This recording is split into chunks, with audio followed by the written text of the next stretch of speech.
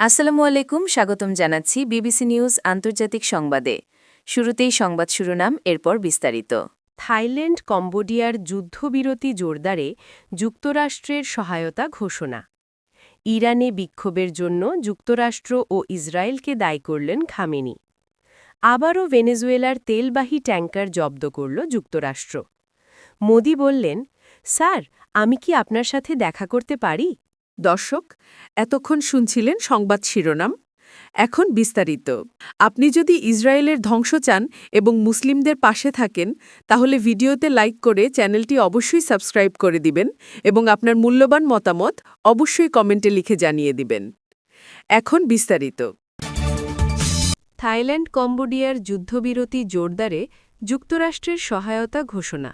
Thailand ও কম্বোডিয়ার মধ্যে যুদ্ধবিরতি জোরদার করতে যুক্তরাষ্ট্র শুক্রবার প্রায় $৪৫ মিলিয়ন সহায়তা ঘোষণা করেছে।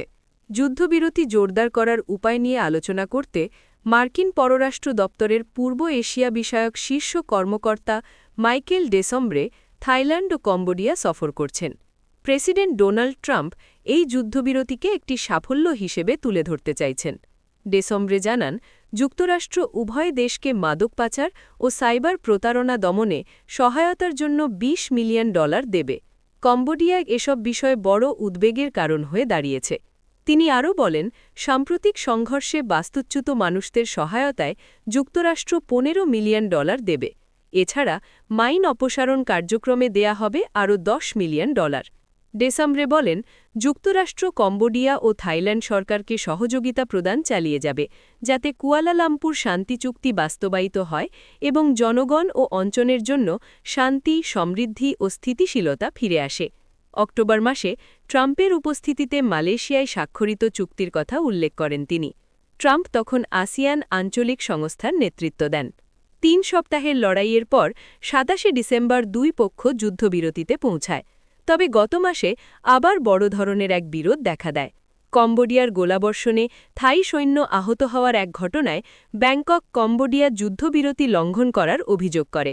তবে কম্বোডিয়া স্থানীয় থাইল্যান্ড বাহিনীর সাথে যোগাযোগ করে জানায়, ঘটনাটি অপারেশনাল ভুলের কারণে ঘটেছে। ইরানে বিক্ষোভের জন্য যুক্তরাষ্ট্র ও ইসরায়েলকে দায়ী করলেন খামেনি। ইরান জুড়ে চলছে ব্যাপক বিক্ষোভ। এহেন অবস্থায় জনগণকে ঐক্যবদ্ধ থাকার আহ্বান জানিয়েছেন ইরানের সর্বোচ্চ নেতা আয়াতুল্লাহ আলী খামেনি।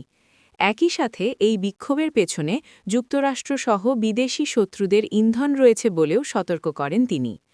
শুক্রবার ইরানের রাষ্ট্রীয় টিভিতে সম্প্রচারিত এক ভাষণে এমন সতর্কতা বাণী উচ্চারণ করেন ইরানের এই সর্বোচ্চ নেতা। খামেনি বলেন, দেশব্যাপী যে বিক্ষোভ চলছে সেটি বিদেশি শত্রুদের ইন্ধনে হচ্ছে। এর পেছনে বিশেষভাবে কাজ করছে মার্কিন যুক্তরাষ্ট্র।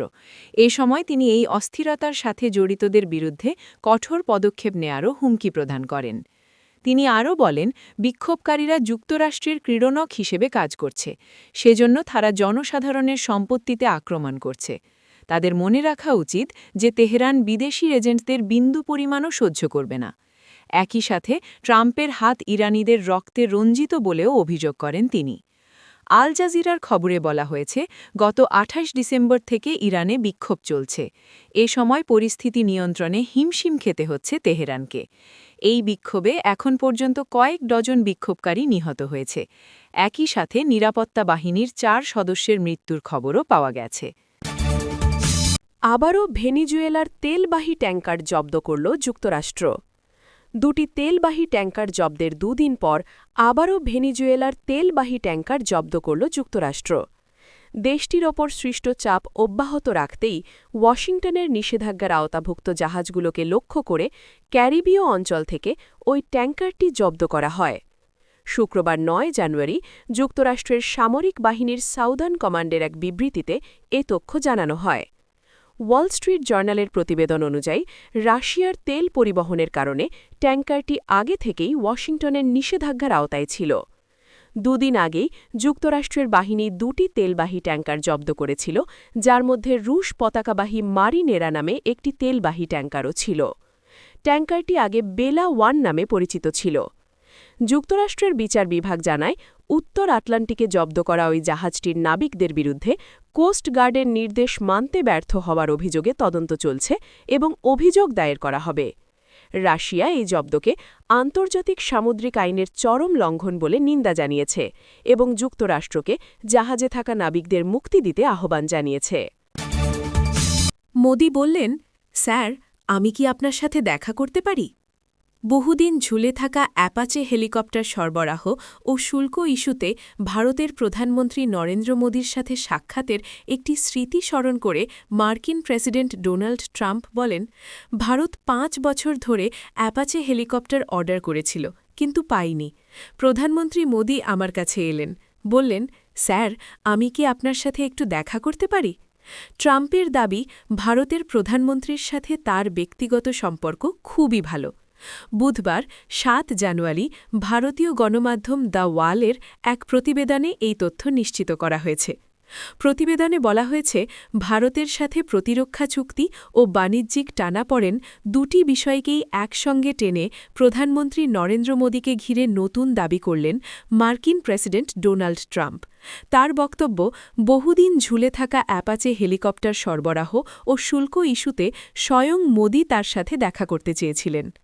হাউস রিপাবলিকান সদস্যদের রিট্রিটে বক্তব্য রাখতে গিয়ে ট্রাম্প বলেন, ভারত ৫ বছর ধরে অ্যাপাচে হেলিকপ্টার অর্ডার করেছিল, কিন্তু পায়নি। প্রধানমন্ত্রী মোদি আমার কাছে এলেন, বললেন, স্যার, আমি কি আপনার সাথে একটু দেখা করতে পারি? ট্রাম্পের দাবি, ভারতের প্রধানমন্ত্রীর সাথে তার ব্যক্তিগত সম্পর্ক খুবই ভালো।